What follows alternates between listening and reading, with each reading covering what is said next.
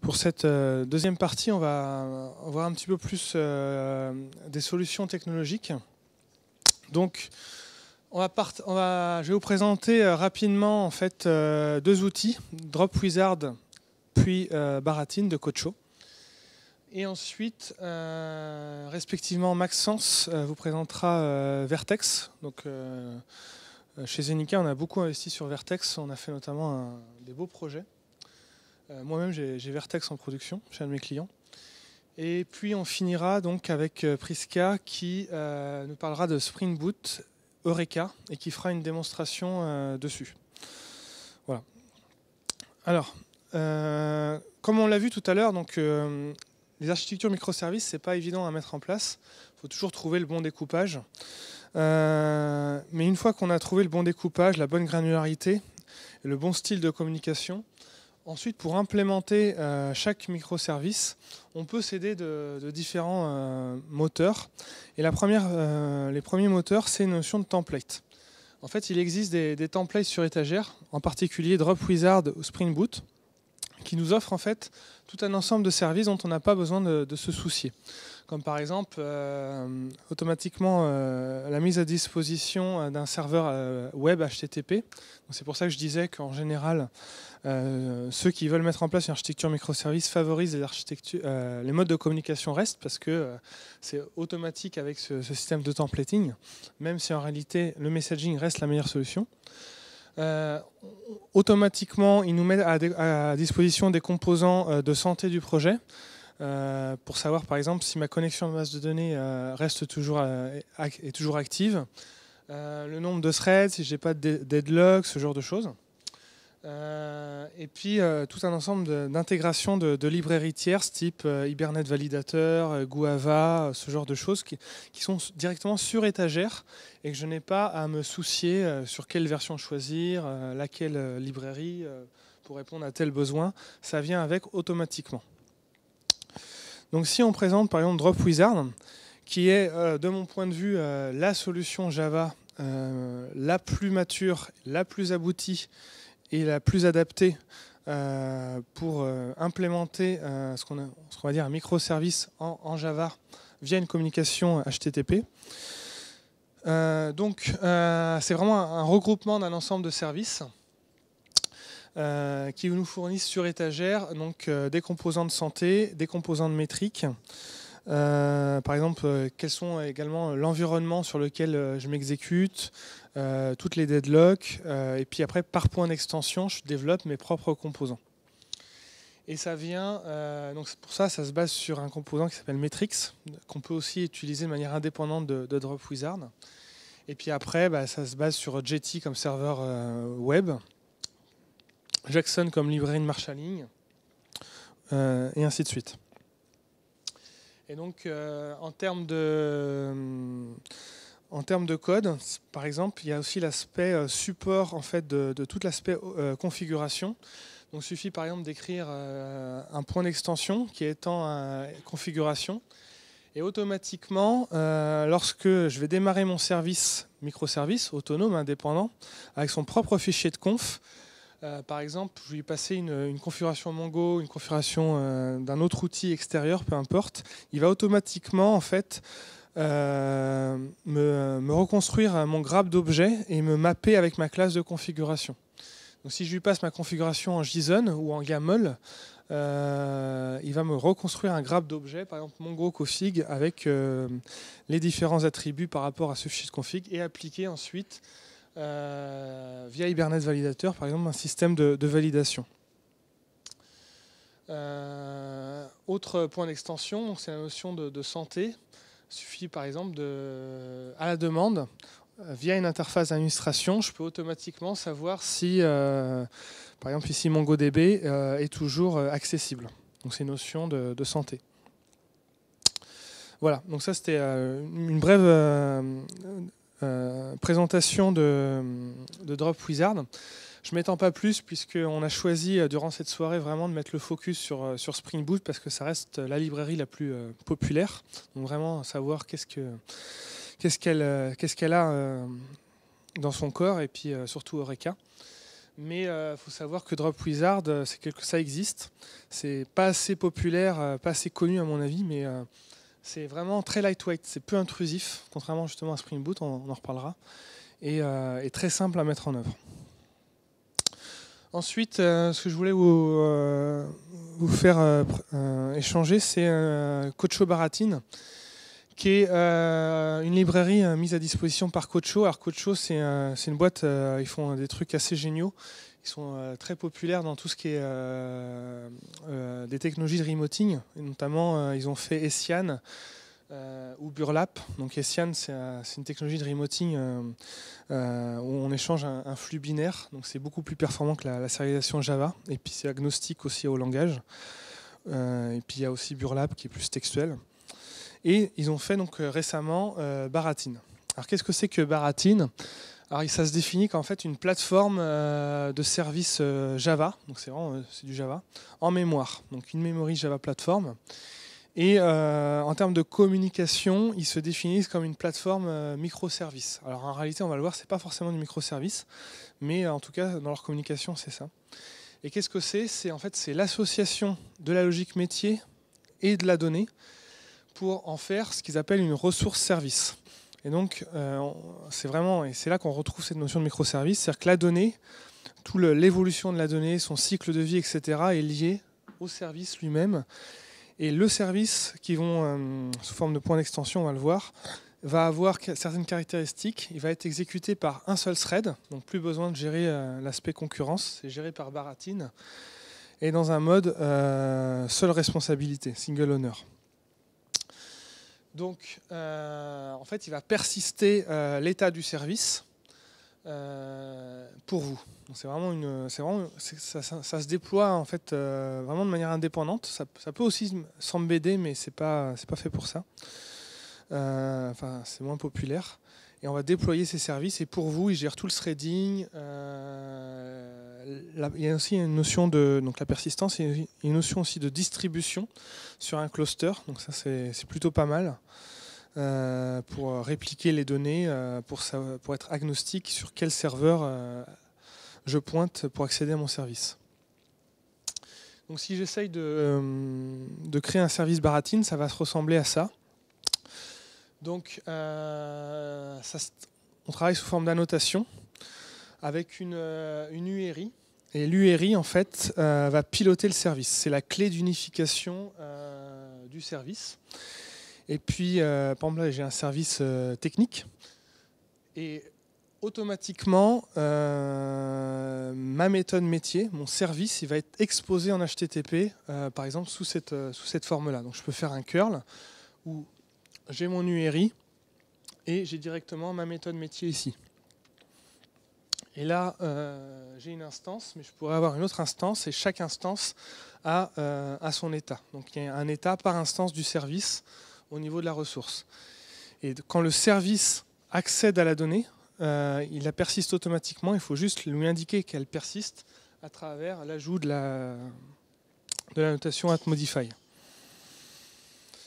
Voilà. Donc on voit en fait que c'est très technologie remoting. Hein, c'est pas vraiment orienté ce qu'on a l'habitude de voir avec une architecture REST, parce que tout simplement Baratin en fait a été designé initialement comme juste une extension comme un remote protocol en fait, comme un protocole de remoting, et ils ont essayé de surfer en fait sur la vague HTTP et surfer sur la vague microservice pour essayer d'exposer ça sous format HTTP, mais également sous d'autres technologies, par exemple en faisant du WebSocket ou du polling HTTP, ou même de par le Java. Voilà, donc ça c'est vraiment en inbound et en outbound, c'est en entrée et en sortie. Ensuite, donc ça c'est l'architecture de Baratin. Elle utilise en fait une base de données interne. Donc c'est vraiment interne au framework, hautement scalable, ce qui contient toutes les données de persistance des différentes instances de tous les services. Et l'autre point à retenir, c'est qu'il utilise un système de gateway pour en fait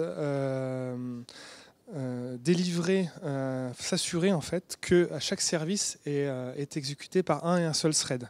Et pour cela, en fait, il s'appuie sur un système de batch. Donc en fait, toutes les requêtes vont être transmises au service sous forme de lot, où chaque lot c'est un thread unique, et on va enchaîner comme ça les différentes méthodes. Leur avantage, c'est que tout est en mémoire, et donc c'est ultra performant, puisqu'il n'y a pas de pause CPU, il n'y a pas de contexte switch, donc on va dire que c'est très aware CPU, quoi. Donc c'est vraiment fait pour la performance, mais en réalité rien à voir avec les microservices, c'est uniquement pour une exposition de son service métier via HTTP principalement, ou WebSocket ou HTTP polling, et lorsqu'on a besoin vraiment de gérer la scalabilité sur un point précis du service, quoi.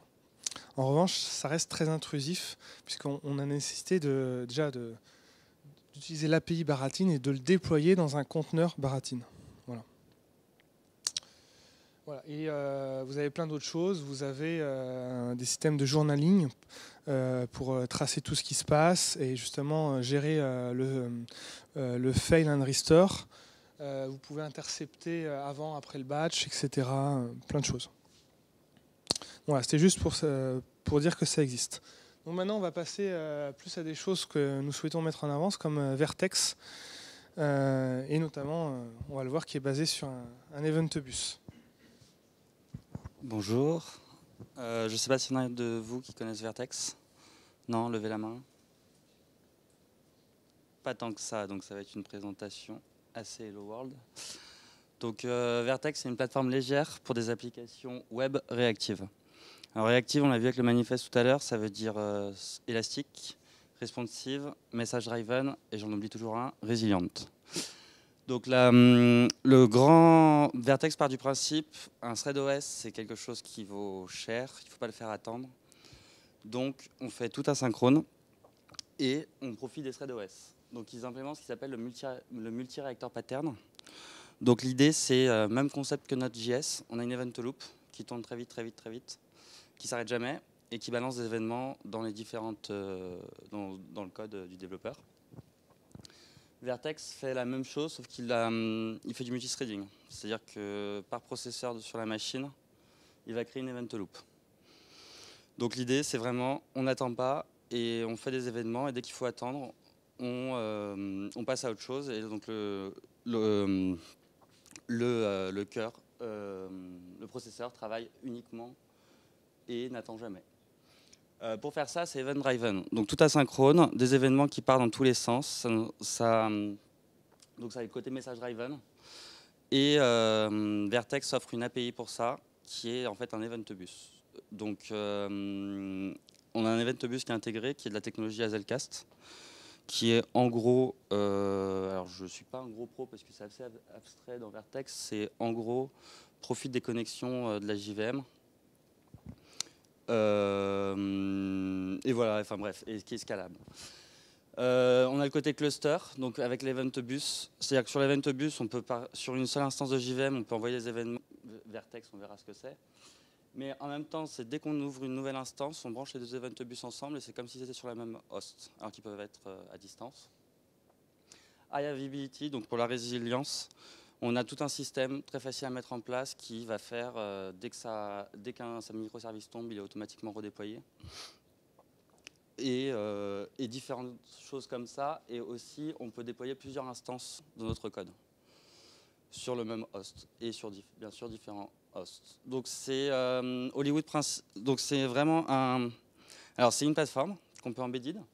Mais c'est vraiment le côté Hollywood principal, je ne sais pas si vous connaissez, c'est le côté framework. L'idée, c'est que Vertex appelle votre code. Vous n'appelez jamais le code de Vertex, c'est Vertex qui appelle votre code. Projet open source. Alors, Polyglot, autre aspect très intéressant, et je crois que c'est le seul de la soirée. Il gère plusieurs langages. Non, mais donc ça tourne sur une JVM, mais ça gère plusieurs langages. Donc, on peut écrire ces différents bouts de code. Alors, il y en a 8, je crois. Quand je dis qu'il gère plusieurs langages qui sont totalement supportés et totalement documentés, donc ça va faire, alors il y a Java, Scala, JavaScript, Clojure, Ceylon et 2-3 autres dont j'ai oublié, mais ce serait pas très grave. L'intérêt, vraiment, c'est derrière, comme on l'a dit, c'est pas faire tous les langages, c'est d'utiliser le bon langage pour faire la bonne chose. Se restreindre à 2-3 langages, c'est une bonne chose, et on verra aussi en test, ça peut être très pratique. Donc aussi, c'est sous le joug de Red Hat. Alors, comment ça marche en dessous? L'idée, c'est de coder des verticles. Les verticles, c'est quoi?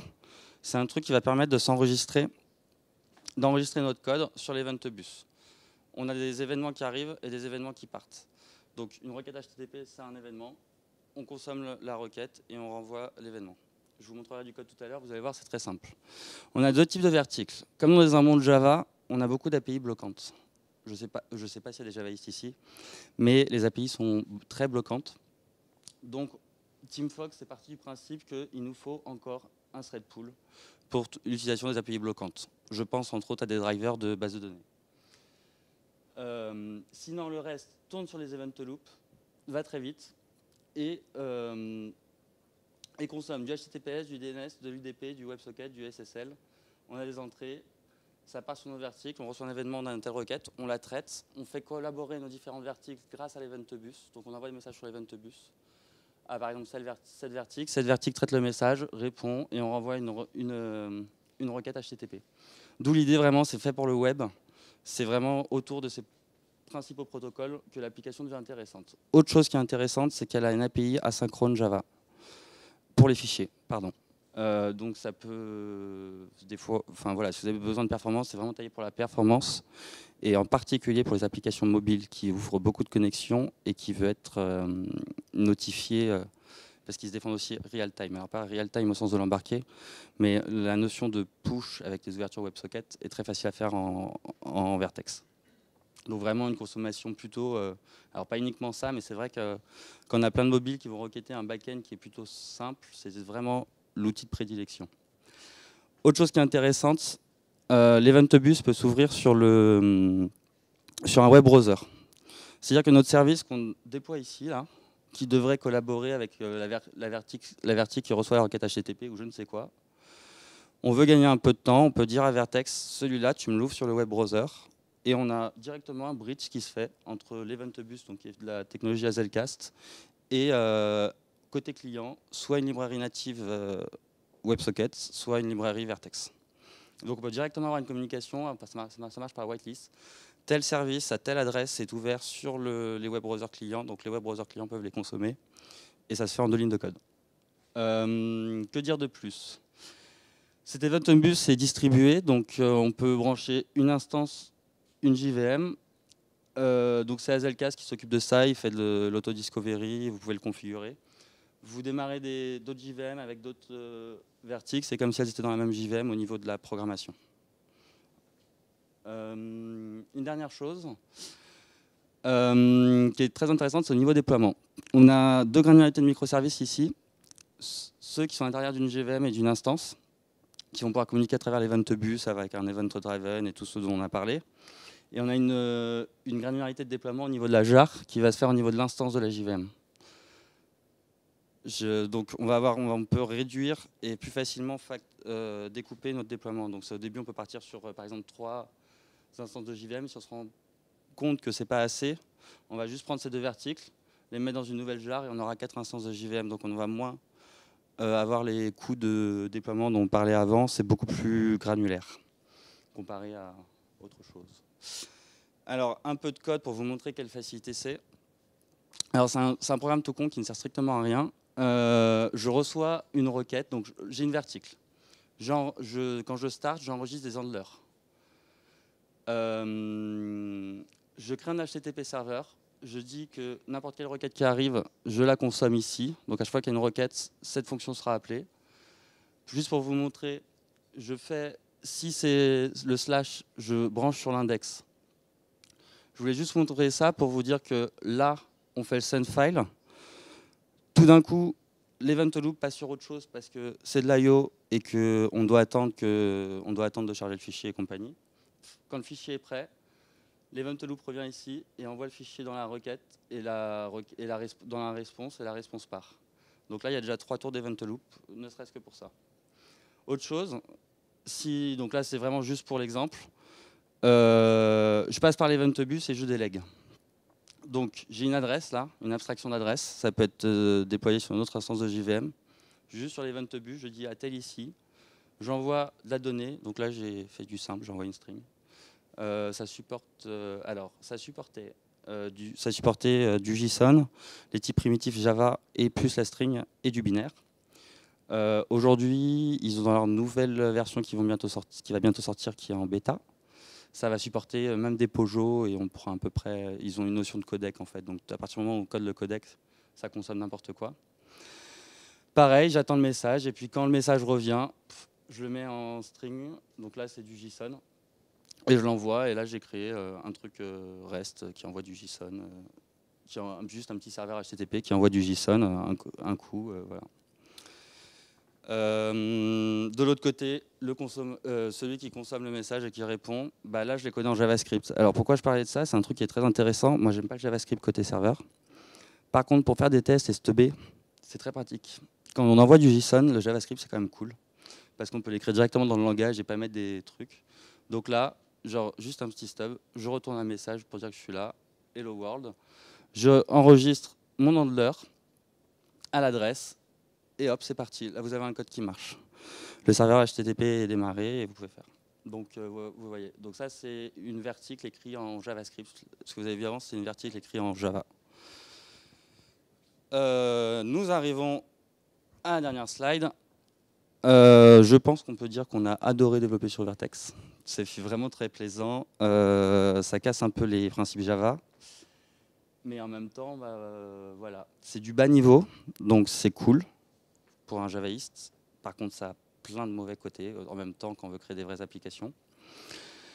Aujourd'hui, une autre chose que Vertex essaye de résoudre, ils ont 2 problèmes. La maintenabilité des langages. Quand ils changent leur API principale en Java, il faut que les API des autres langages soient mises à jour. Donc, ils sont en train de faire de la génération d'API. Et un autre problème dont on a parlé tout à l'heure, c'est est-ce qu'on met la chose sur l'event bus ou est-ce qu'on la met en shared library? Et ce qu'essaie de faire Vertex, c'est qu'une verticle offre un service sur un event bus et ils essayent de pouvoir reproduire ce service en shared library, quel que soit le langage. Et aujourd'hui, ça marche pour 3 langages, qui est le Java, alors je voudrais plus dire de bêtises, Java, JavaScript. Donc ils ont cette notion, là tu as un service qui est open sur l'event bus, là j'en ai besoin comme librairie partagée, donc je peux la consommer en librairie partagée. Ça c'est dans la nouvelle version qui n'est pas encore sortie.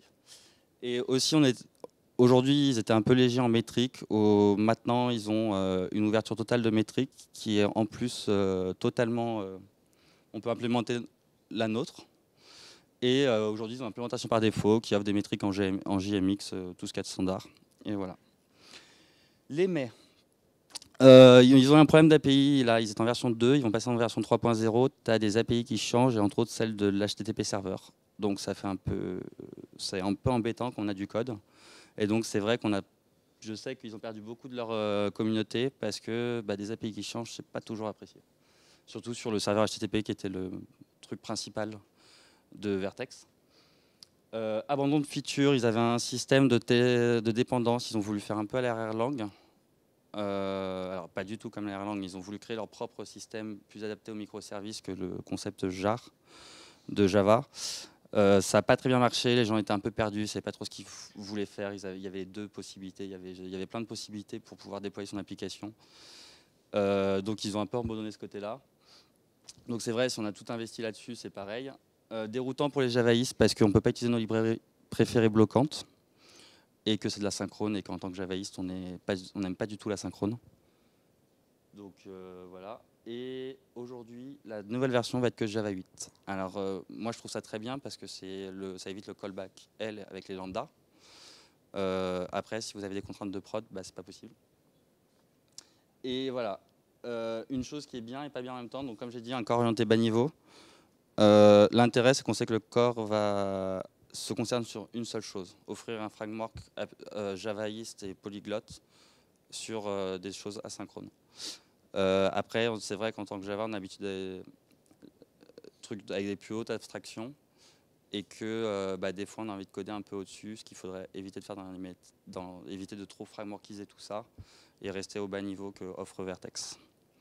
Je pense qu'on peut passer à la suite avec notre cher ami Priska sur Spring Boot, encore du Spring.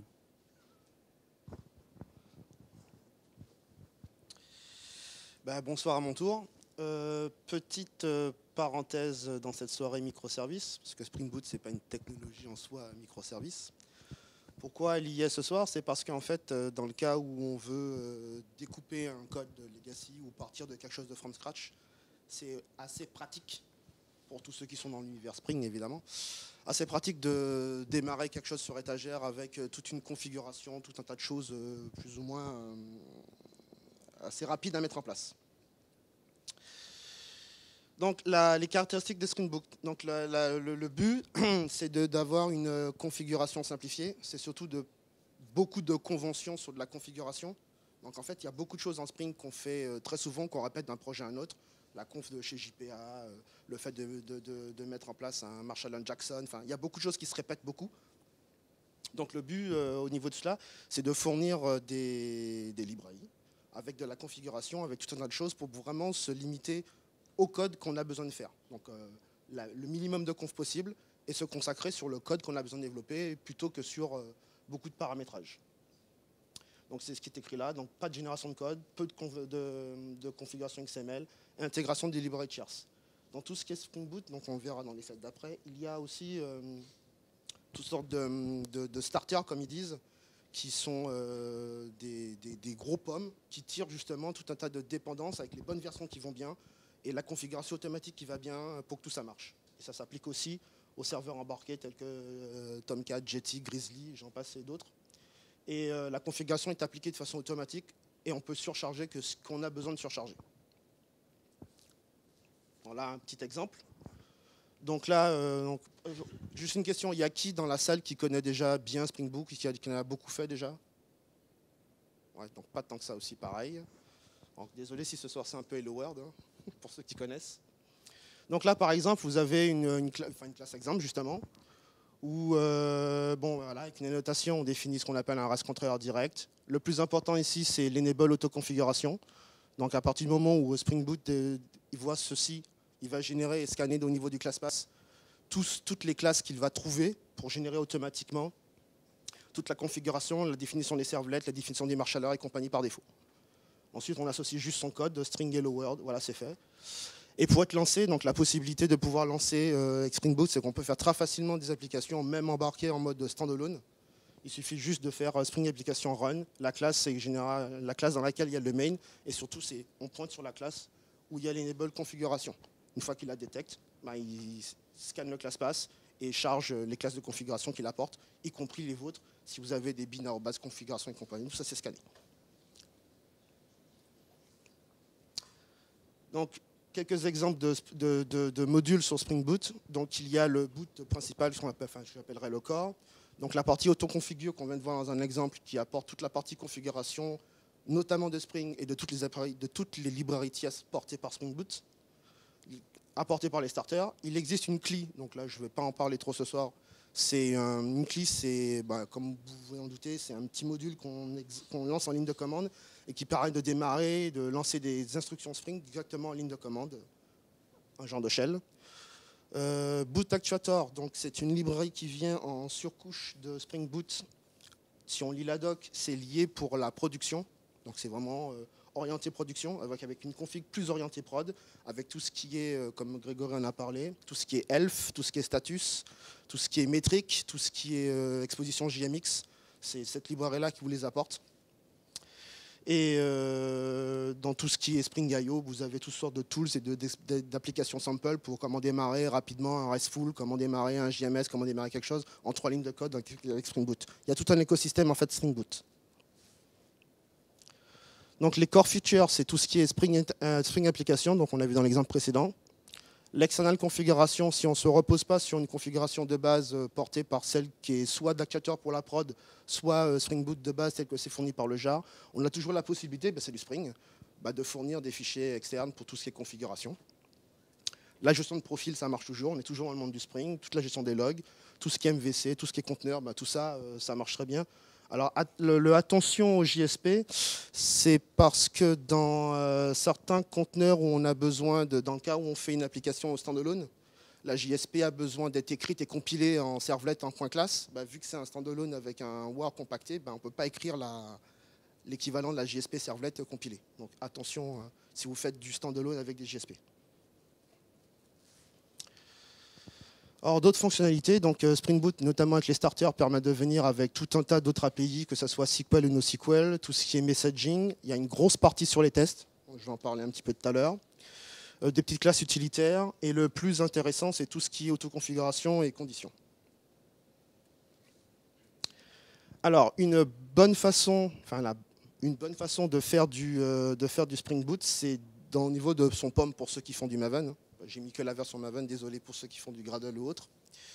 C'est d'hériter du starter parent, parce qu'en fait, une fois que la version elle est figée, donc c'est comme pour les POM, c'est comme pour c'était un plugin Maven, on vient avec toute une dépendance avec les versions qui sont figées, dont on sait comment elles fonctionnent, dont la configuration est automatique. Il n'y a pas de version du style j'installe une autre version qui fait que la conf est légèrement différente, donc je ne pourrais pas la faire, donc ça ne va pas démarrer.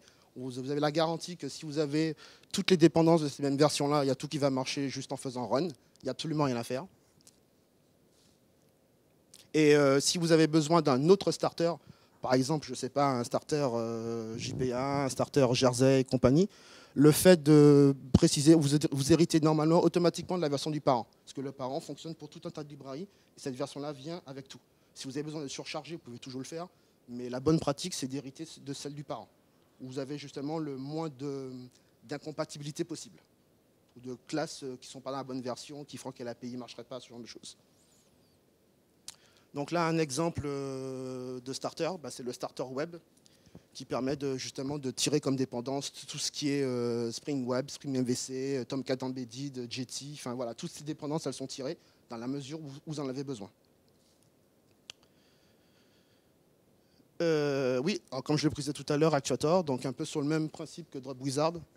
Donc la possibilité d'exposer tout ce qui est la liste de vos bins, la liste des métriques, tout ce qui est santé, dumper, tout savoir les environnements, les profils, les traces, tout ça c'est fourni nativement. Alors quelques exemples de starters, vous voyez, donc plutôt que de prendre comme on faisait avant dans le cas de Maven ou dans le Gradle, la dépendance ceci, la dépendance là qui va bien, la dépendance la version qui vont. Il suffit de tirer le starter et ça tire tout ce qui va bien, sans vous prendre la tête avec les versions. Donc là, pour tout ce qui est test, j'aime bien le starter test, donc ça tire tout ce qui est Spring Test, Mockito, ArmCrest, il y en a quelques-uns d'autres que j'ai oubliés. Donc voilà, vous avez déjà tout en une dépendance, plutôt que d'en mettre 18 en gérant les versions en fonction de ce que vous avez besoin de faire. Oui.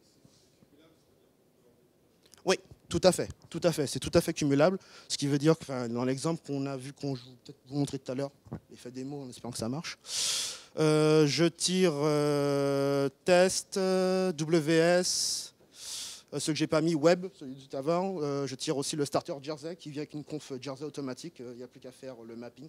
Enfin, j'aurais pu faire du Spring MVC, mais je voulais tester avec Jersey, donc je l'ai fait avec Jersey. Donc on peut tout à fait les cumuler et tirer et utiliser ce dont on a besoin à l'API. Donc on est dans Eclipse, IntelliJ, on tape, ça propose automatiquement, la dépendance elle est déclarée. Donc on peut tout à fait les cumuler et il vaut mieux les cumuler. Bon, il y en a tout un tas d'autres, là c'est quelques exemples parmi tant d'autres. Voilà donc un deuxième exemple. Donc une arrobase Spring Boot application, voilà, donc c'est la classe qui va être chargée. Donc quand on va charger le standalone, il va scanner par défaut les classes candidates, c'est celles qui ont un main. Si vous en avez plusieurs, donc il va bloquer en disant j'ai pas réussi à trouver la bonne classe candidate que vous voulez. S'il y en a plusieurs, donc il faudra préciser. Donc à ce moment-là, la classe main, c'est celle qui est censée avoir le enable auto-configuration ou le Spring Boot application. L'une enveloppe l'autre et tout le reste s'enchaîne. Donc là, on a du Spring classique. On peut auto-aiorer un service, on veut rider une méthode run, et voilà, c'est parti. Donc là, on a un code qui marche, comme pour Vertex. Là, on copie-colle, on fait run, ça marche. Ouais, c'est du Spring, mais ça marche. Moi, là, j'ai un code qui fait quelque chose, au moins. Pour les tests, c'est bon, bouffez-en. Donc, comme je disais tout à l'heure, le Spring Boot Start Tester, enfin, pour le test, permet de tirer principalement parmi tant d'autres, ce genre de dépendances qui permettent rapidement de mettre en place des tests. Donc là, le @win, vous comprenez, c'est pour tourner, exécuter une classe en mode JUnit. Le Spring Application Configuration, ça c'est pour lui dire potentiellement les classes configuration notées @configuration qu'il a besoin de charger pour exécuter ce test. La partie intelligente là dans Spring Boot, c'est que dans ce cas-là, imaginez que vous avez un besoin d'un serveur HTTP. Donc là, avec Web Intégration Test, il va démarrer automatiquement un serveur HTTP. Le serveur port ici égale 0, ça va juste prendre un port dynamique à l'exécution du test. Vous n'avez pas besoin de figer un port. C'est-à-dire que si vous avez n tests qui vont se lancer en parallèle, chacun va trouver un port jusqu'à ce qu'il en trouve un pour pouvoir démarrer sur ce port, s'exécuter. Et le management port 0, c'est pour tout ce qui est JMX. Si vous voulez voir du JMX sur vos tests, c'est autorisé. Donc là, après, c'est du test classique chez Spring. Vous autoriserez, vous moquez, tout fonctionne. Pour tout ce qui est la notation @enable configuration, donc en fait, il y a ce que Spring Boot, donc autoconfigure, le module qu'on a parlé tout à l'heure, vous propose. Donc je ne sais pas s'il y a un exemple. Voilà. Donc là, j'ai pris quelques exemples dans ce genre. Il y a un Spring Factories, qui permet de charger des classes de configuration par défaut. Donc ça, c'est quelques exemples de celles qui existent déjà par défaut. Donc à partir du moment où il va trouver les librairies Rabbit, il va charger la classe configuration de Rabbit dont il a le secret pour l'instant. Pareil pour Batch, pour le Cloud, pour l'Elasticsearch, pour du JPA, pour du Mongo. Vous voyez, j'en ai mis quelques-uns. Il suffit juste que le jar en question soit disponible dans ClassPass et la configuration est chargée si vous voulez. C'est aussi simple que ça. Comme pour Baratin et Blizzard, il y a la possibilité de faire des points d'extension, c'est-à-dire que vous pouvez aussi coder vous-même vos classes d'autoconfiguration. Il faut juste les déclarer sous ce format-là. Donc autoconfigure et vous rajoutez la classe dont vous avez besoin pour pouvoir l'invoquer. Donc tout ce qui est enable configuration, alors au niveau de l'ordre de prévalence de comment ça se charge, donc il y aura d'abord vos bins à vous, si vous avez noté des @configuration qui vont être chargés d'abord, tous vos bins qui vont être chargés et la partie automatique va se faire après, de façon à pouvoir être certain de ne pas tomber sur les problèmes de dépendance cyclique ou d'avoir besoin d'un bin qui n'est pas déjà déclaré. C'est pour ça. Donc là, il y a quelques annotations qui sont à mon sens, sont très pratiques. Je vous ai mis que quelques-unes.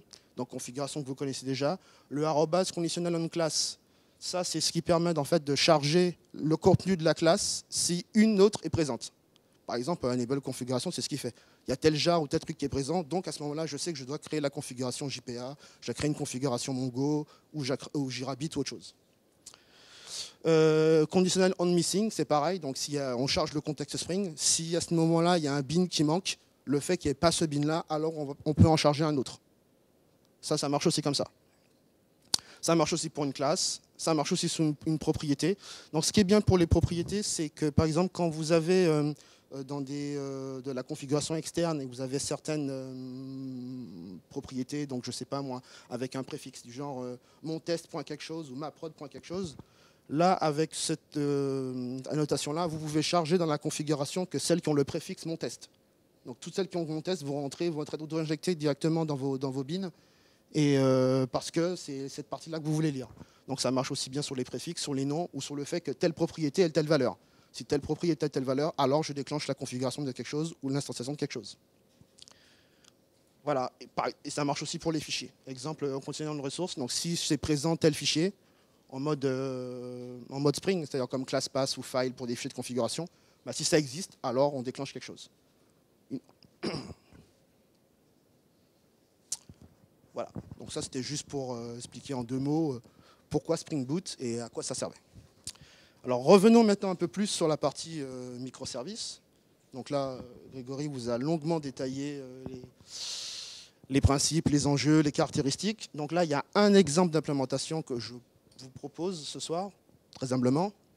C'est la solution Eureka. Donc Eureka, c'est une solution qui a été développée par Netflix. Donc, tout le monde ici connaît Netflix. Et donc cette solution, c'est une solution de registry. Donc il y avait dans l'un des enjeux des microservices, il y a le fait d'abstraire de la localisation du dit service qu'on est censé invoquer. bah, Eureka se propose de solutionner ce problème. Donc, voilà. Donc, les caractéristiques principales sont de la Service Registry et Discovery, pas de multicast, c'est important peut-être pour certains. Dans mon cas, ça l'était. Avec la possibilité de faire un load balancing, donc par défaut, il y en a un, c'est du road robin, c'est ce qui est codé, mais comme c'est open source, c'est extensible, vous pouvez coder l'implémentation que vous voulez, il n'y a pas de souci. Et assez rapidement tout ce qui est failover, c'est-à-dire qu'à partir du moment où vous avez des services, plusieurs instances du même service, par exemple, bah, on implémente, comme l'a dit Grégory, le fail fast. C'est-à-dire que la logique du client, c'est j'interroge le premier, ah ben il répond pas, ben j'interroge le suivant, et ainsi de suite. Bon, alors après, s'il n'y en a aucun, à vous de rajouter la solution qui est, bon, bah, le service n'est pas disponible, qu'est-ce que je fais? Mais tout ce qui est je passe au suivant ou j'invoque les autres, c'est fourni automatiquement. Donc Eureka s'appuie sur une solution en deux parties, donc une partie serveur et une partie cliente. Donc l'Eureka Server est une grosse appli REST qui intègre aussi un client Eureka. Et nos services doivent intégrer le client Eureka. Alors, dans un premier temps, je vous expliquerai principalement le client parce que ça marchera à la fois pour nos services et pour le serveur Eureka lui-même. Alors, un petit schéma tout bête de comment ça fonctionne. Donc vous avez en bleu tout ce qui est les serveurs Eureka, donc les registries, qui sont là telles qu'elles sont faites, mises dans des zones différentes ou des régions où on peut imaginer des data centers différents, sur lesquels les services, dans un premier temps, donc les services qui intègrent un client Eureka, dans un premier temps s'enregistrent. Donc au démarrage, on utilise l'API cliente, on s'enregistre au niveau du serveur Eureka, en disant bonjour, je m'appelle le service, je suis accessible sur monservice.mondomaine.com. Voilà, sur tel port éventuellement. Voici mon protocole d'appel, ce genre de choses. Et le serveur Eureka garde cette information. Quand un client a besoin d'invoquer ce service, parce qu'il ne sait pas du tout où il est et comment l'invoquer, donc il demande à la registrie, au serveur Eureka, je veux les instances, parce qu'il peut en avoir plusieurs, du service monservice.mondomaine.com. À ce moment-là, le serveur Eureka lui renvoie la liste à sa connaissance de services qui correspondent à cette étiquette. Et l'application cliente fait son call en remote sur le serveur en question. Avec la logique, comme je disais tout à l'heure, de failover, qui s'il y en a plusieurs, bah, il passe au suivant, jusqu'à ce qu'il obtienne satisfaction. Là, c'est un client. Voilà. Donc, en plus de tout ça, va se faire en parallèle au niveau du service. Il y a toute une opération qui est pour vérifier que le service est toujours disponible. C'est ce qu'on appelle le renew. En fait, il y a ce qu'on appelle un health-check qui va se mettre en place, qui par défaut se fait toutes les 30 secondes, je crois, si je me rappelle bien, et qui permet de dire au serveur « Coucou, je suis toujours là, voici encore mes informations, tu peux toujours compter sur moi, je suis là », pour pouvoir router les réponses des clientes, évidemment s'il est up. Donc il y a la possibilité de faire cancel, c'est-à-dire, par exemple, il y a une maintenance, je dois me mettre à jour, ben, avant, on envoie la méthode qui va bien, on fait cancel, donc on se désenregistre auprès du serveur Eureka pour éviter de recevoir du trafic. Voilà. Et la get registry, c'est pour pouvoir permettre au niveau du serveur de récupérer toutes les informations le concernant. Donc maintenant, si je m'intéresse sur la partie en bleu, qui est la partie replicate, donc au sein des serveurs Eureka, il y a le même mécanisme. C'est-à-dire qu'il y a aussi des clients Eureka qui ont pour information de se connecter sur les autres nœuds s'ils existent. Donc en fait, c'est le client Eureka au sein du serveur Eureka qui enregistre le serveur Eureka auprès des autres. Et c'est valable pour tous les clients. C'est comme ça que ça marche, avec le même principe. Exactement. Parce qu'après tout, le serveur Eureka, on peut le voir comme un service qui a ses interfaces, qui a son health check, qui doit être disponible, qui doit répondre. Il faut le voir exactement sur la même mécanique. Bon, moi, personnellement, je trouve ça brillant. Intelligent. Donc voilà. Et ce qui fait que les serveurs, suivant les zones, s'ils sont déclarés, permettent de se répliquer, de s'échanger les informations. Donc quand une information est échangée, le serveur Eureka, il y a celle que le service lui fournit quand il s'enregistre, et ces informations sont consolidées avec les informations des autres nœuds qui sont dans la même zone que lui. C'est tel que je l'ai fait sur le schéma, je vous ai montré un exemple de résilience, mais les serveurs Eureka ne sont pas du tout obligés de communiquer entre eux. On peut très bien mettre dans une zone en mettre 3, dans une autre zone en mettre 1, mettre 4. Donc si on veut que tout le monde communique avec tout le monde, il suffit juste de déclarer les serveurs au niveau de la configuration du client. Sinon, on ne fait rien. Ce n'est pas une obligation. Voilà. Alors, les composants qui sont sous Eureka, donc quand on ouvre un peu le capot, enfin, je vais entrer dans quelques détails, mais pas dans tout, il y a tout ça, toutes ces solutions sont des API, librairies, outils qui sont développés par Netflix aussi. Donc, Archaeus, c'est l'outil sur lequel se base pour toute la gestion de configuration. En un mot, c'est une grosse surcouche à commande configuration pour ceux qui connaissent. Donc, ce qui permet, par exemple, dans le cas où ma démo elle fonctionne, de pouvoir charger, par exemple, les informations des différents nœuds. Donc, si je reviens sur le... Si je reviens ici, donc au démarrage, le serveur qui est en zone 1C, il n'a pas du tout la connaissance des autres serveurs. Vous allez arriver, mettre votre processus automatique de déploiement, vous déployez votre nœud, le nœud, il démarre, il est autonome. C'est vrai, il n'a pas forcément la connaissance que le nœud 1D existe ou que les nœuds 1D existent, il démarre de façon autonome. C'est là où Archaeus intervient, c'est qu'on a la possibilité de lui fournir une source externe pour injecter de la configuration. Donc à ce moment-là, le nœud 1C démarre tout seul, tout se fait bien. Quand vous allez installer ou déployer vos nouveaux nœuds, vous pouvez très bien renseigner ce fichier en question disponible à l'URL qui va bien, pour qu'à ce moment-là, Archaeus pool cette ressource. Et il va détecter justement qu'il y a des nouveaux nœuds qui existent et qui sont configurés dans sa zone. Et à ce moment-là, va donner l'information au client Eureka pour que le client Eureka aille s'enregistrer auprès du serveur qui fait partie du même, on va dire, réseau, cluster que lui. Voilà. Oups. Voilà. Servo. Servo, c'est une petite librairie qui permet de faire tout ce qui est monitoring, exposition directe en JMX. Donc si on déclenche sur la démo, j'espère que je pourrai le faire, déclencher un visual VM, vous allez voir, il y a justement tous les compteurs, le nombre de fois que les serveurs se sont enregistrés, le nombre de fois qu'il y a eu des interruptions, les compteurs, les cautions de santé, voilà, tout un tas d'informations qui sont fournies nativement. Une autre API, c'est Ribbon, je ne sais pas pour ceux qui la connaissent, donc celle-ci, elle est déjà utilisée dans d'autres projets. C'est le client qui permet de faire tout ce qui est RPC, aussi bien HTTP qu'autre chose, avec load balancing, failover. En fait, le fait de pouvoir interroger le nœud d'après s'il fail, c'est Ribbon qui apporte cette solution à Eureka. Governator, c'est une extension pour Guice, donc c'est des petits utilitaires avec des petites annotations pour faciliter l'intégration dans Guice. Et Blitz4j, c'est une surcouche à Log4j pour faire tout ce qui est des appenders asynchrones. Parce que justement, comme tout ce beau monde discute et des health checks en permanence, pour pouvoir justement traiter les événements et loguer dans le bon ordre, on va dire ça comme ça, en faisant du non bloquant. Voilà. Donc si on veut configurer un client Eureka, donc il y a tout un tas de propriétés. Je vous ai mis là les interfaces de base qui définissent tous les get et les set qui existent. C'est Eureka instance config et Eureka client config. Mais les obligatoires sont l'application name, le port, la VIP sur laquelle le service est accessible, et les services et l'URL des services Eureka sur lesquels il faut qu'on s'enregistre. Donc un service a besoin de ces informations-là. Son nom, qui je suis, le port sur lequel j'écoute, dans le cas où je fais du HTTP ou autre chose, la VIP sur laquelle je suis accessible, et j'ai besoin aussi de la liste des serveurs Eureka sur lesquels je vais faire le register. Le register, le renew, le health check et compagnie. Alors, je ne sais pas si vous voyez au fond, j'ai essayé que ça tienne dans un slide. Donc, il y a quelques exemples de propriétés qu'on peut mettre dans un Eureka client intégré dans un serveur. Donc, les informations, comme j'ai dit, importantes. Le nom, donc là, dans cet exemple, je m'appelle Eureka. Ma VIP, Eureka mydomain.net.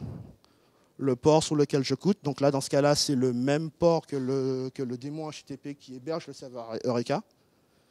Là, c'est une préférence. Est-ce que j'ai besoin d'interroger que les serveurs qui sont dans ma même zone? Bon, là, je n'ai pas défini de zone, donc j'ai tout mis en commentaire. Mais ce qui fait qu'à ce moment-là, il n'interrogerait que les serveurs qui sont dans la même zone. Donc là, j'ai mis false. Et puis, est-ce que je dois utiliser un DNS ou pas? Pour tout ce qui est résolution, notamment de VIP. Bon, là, c'est false parce que je pense que c'est l'exemple de ma démo. Et comme dans ma démo, je suis en localhost, ça ne sert un peu à rien de taper sur un DNS. Donc voilà, qu'est-ce qu'il y a comme autre URL? Ah oui, donc les services URL. Donc là, par exemple, on définit pour une zone, donc là, ma zone, je l'appelle défaut. Si on avait défini, comme dans l'exemple, plusieurs zones, pour chacun des zones, on peut mettre la liste des serveurs Eureka qui sont dans une zone. Donc vous voyez bien que dans la zone 1C, il y en a 3, dans la zone 1D, il n'y en a qu'un. Donc voilà, donc on peut vraiment, en fonction de votre topologie réseau, de votre question de charge, de votre résilience, de votre SLA, si vous avez des SLA plus durs dans une région que dans une autre, ben voilà, on peut vraiment mettre comme on veut au niveau de cette topologie.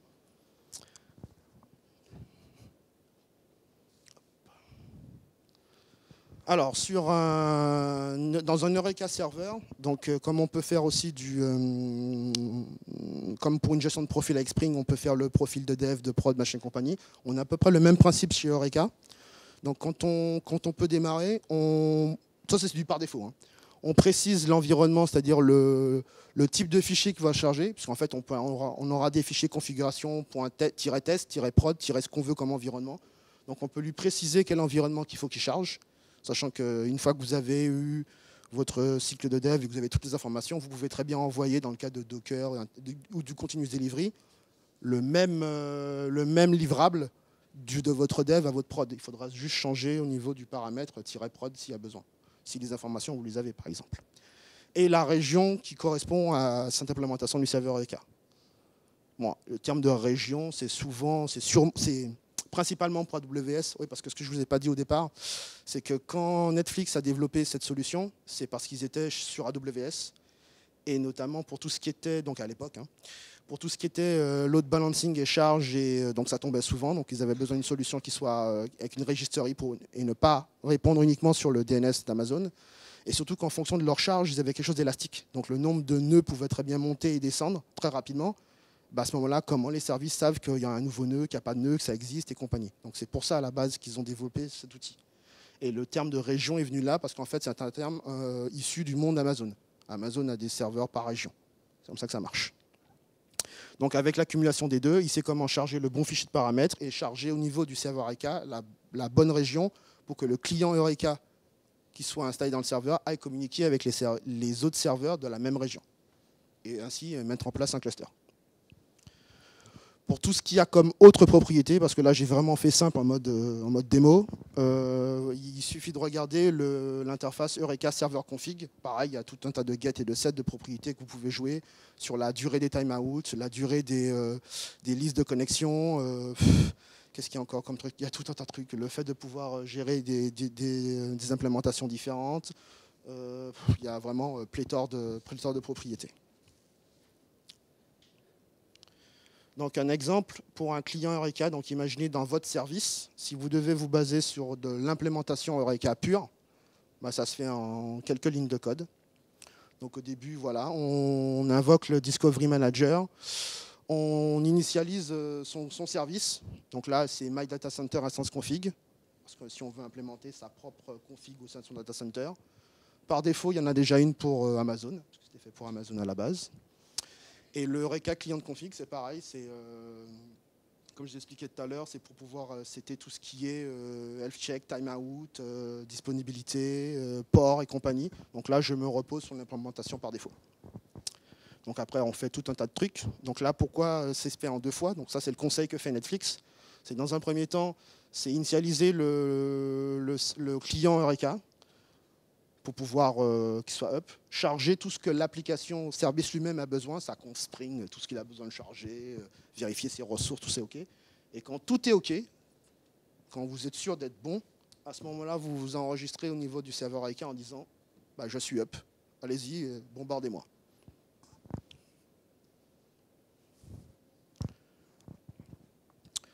Pour utiliser la registry, c'est-à-dire que le client Eureka est démarré, compagnie, donc il veut demander au serveur donne-moi les services qui correspondent à tel nom pour qu'il puisse ensuite faire son remote call. Ça se fait en quelques lignes de code. Donc là, c'est l'exemple où je ne fais pas d'HTTP, je fais une bête socket, mais ça marcherait aussi bien sur HTTP ou sur un autre protocole. Donc au début, on invoque toujours le Discovery Manager, on charge le client qu'on a initialisé précédemment, et on demande la liste des... l'API n'est peut-être pas très claire parce qu'ici c'est getNext, mais en fait ici on demande la liste des services qui correspondent à la VIP adresse. Et le false, c'est parce que c'est en mode non sécurisé, je crois.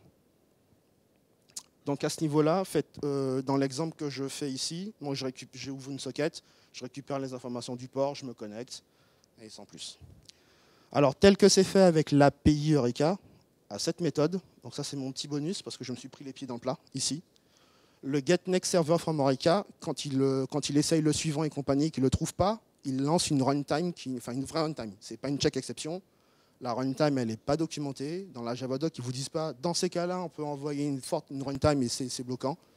Donc à ce niveau-là, je vous conseille d'implémenter votre fail fast, ou soit un try catch pour dire c'est mort, je fais autre chose, soit je passe sur un plan B, ou j'arrête, enfin voilà, pour éviter que ça vous donne une belle stack trace bêtement dans la figure. Ça, c'est ça qu'on utilise l'API de base.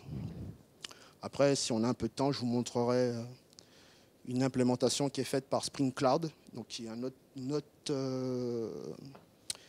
autre librairie aussi disponible dans Spring Boot qui permet de faire justement de l'Eureka, qui lui, enfin Spring, permet en fait de gérer tout ce truc-là. Donc un petit rappel sur les possibilités au niveau du serveur. Donc on s'enregistre, on renew pour vérifier qu'on est OK, et on tape la registry pour savoir quels sont les services, et on cancel quand on veut se désenregistrer. La self-réservation. Alors ça, c'est quelque chose de bien et de pas bien en même temps, donc ça dépend de votre cas de figure. La self-réservation. Si vous vous rappelez l'exemple tout à l'heure d'architecture avec les différents serveurs Eureka, qui échangent avec ses copains pour savoir, donne-moi tes informations, je consolide avec moi, comme ça marche. Quand il a des informations et qu'il n'arrive pas à les consolider avec ses copains, il se met en mode, enfin s'il est activé bien sûr, en mode préservation. Donc il préserve sa registry. Parce qu'il considère que même si je n'arrive pas à contacter les autres, ça ne veut pas dire que les informations que moi j'ai ou le service que j'ai ne sont pas bons. Dans la mesure où le service lui aussi ne répond pas. Donc il se met en mode self-préservation. Parce que par défaut, tout se fait sur du ping HTTP, donc qui est toutes les 30 secondes. Donc il peut y avoir des micro-coupures, il peut y avoir tout un tas de choses qui font que c'est un peu lent.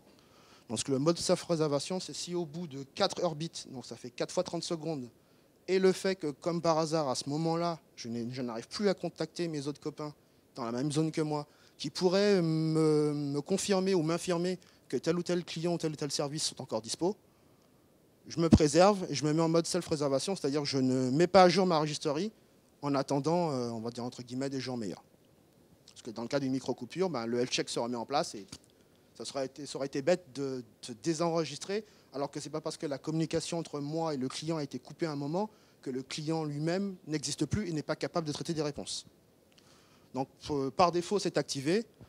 Si on veut le désactiver, c'est eureka.server.self-preservation enable égale false. Et c'est fini, il n'y en a plus. Dès que le health check va rater, il désenregistre automatiquement. Donc sur l'API REST qu'expose le serveur Eureka, donc ça c'est surtout pour les clients qui ne seraient pas Java, puisque vous avez compris qu'on est dans le monde Java, que le client fournit l'implémentation est Java. Donc là, si on veut utiliser Eureka alors qu'on n'est nous pas Java, on a une API REST pour permettre de faire les opérations dont on a parlé précédemment. Donc le register, méthode post, exemple d'URL Eureka v2 apps, appid, donc ça c'est appid, c'est mon nom, c'est qui je suis, avec un JSON, un XML en payload, donc avec toute la syntaxe de qui je suis, voici mon port et compagnie. Derrière, on a un code 204 pour dire que ça s'est bien passé. Le déregister pour unregister plutôt. Donc c'est le même genre d'opération, mais avec des lettres. On a aussi pour tout ce qui est orbit. Donc là, c'est un put. Comme disait Grégory, les verbes HTTP sont importants. Comme Maxence me le faisait remarquer aussi, les statuts HTTP en retour sont hyper importants aussi, parce qu'on peut très bien faire toute une logique en se basant juste sur ces codes HTTP. Si c'est 200, c'est OK, je peux passer à la suite. Si c'est 404, il faut que je fasse un retry. Si c'est 500, ça a pété, il ne faut pas que j'essaye du tout. Enfin, voilà. Alors que si on vous renvoie tout de suite toujours 200 OK, 200 OK, 200 OK, alors qu'on n'a rien fait, c'est un peu moche. Même si on a fait un put, et même si on a répondu, on fait du reste. Ça va, j'ai bon? Donc là, un exemple pour faire une query pour avoir la liste complète de toutes les applis qui sont enregistrées sur le serveur Eureka en question. V2 apps. On récupère un JSON, un XML avec la liste de tous les serveurs qui sont enregistrés. Si on veut pointer sur le nombre d'instances d'un service précis, s'il y a n nœuds, il faut rajouter le nom du service dont on a besoin. Et pareil pour tout ce qui est metadata. Ça fonctionne comme ça. Voilà. Donc pour les slides, on a fini.